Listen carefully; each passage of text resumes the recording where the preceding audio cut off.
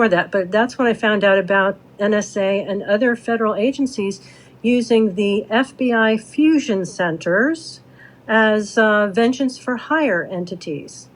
Now, the fusion centers were created after 9/11.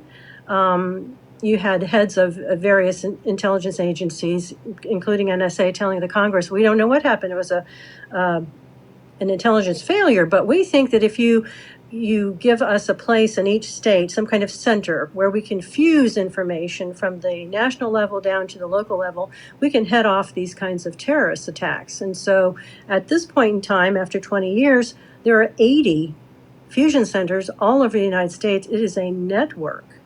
And they supposedly are watching for terrorist plots, trying to identify terrorists, et cetera, et cetera. And so far in 22 years, they have found not one terrorist, not one terrorist group, not one terrorist plot, and stopped no terrorist plot whatsoever. And Congress is asking them, what are you doing with the billions of dollars that we give you? And they refuse to tell them. They basically say, you don't have the clearance, so we're not telling you, which is insane.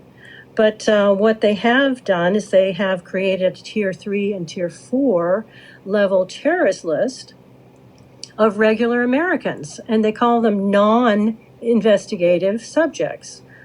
Well, if these are dangerous people, why are you not investigating them? Why would they be non-investigative subjects? Well, because they're fraudulently put on Tier 3 and Tier 4. And then they are defamed.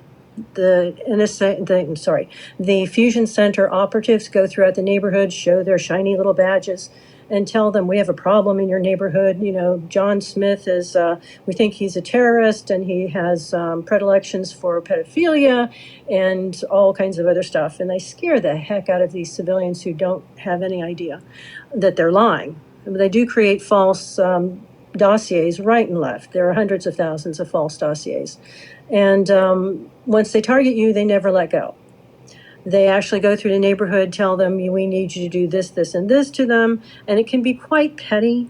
Like, Tim, you have to go over and slit John's tire, every Tuesday morning, for $100. We'll give you a gift card.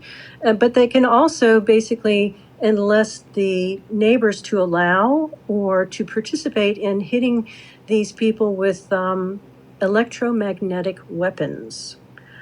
These are the types of weapons that hit our diplomats, and they can be quite devastating. They go through almost anything and everything, and you can see my face is swollen. I mean, I'm old, but my face is still swollen from these weapons hitting my home 24/7.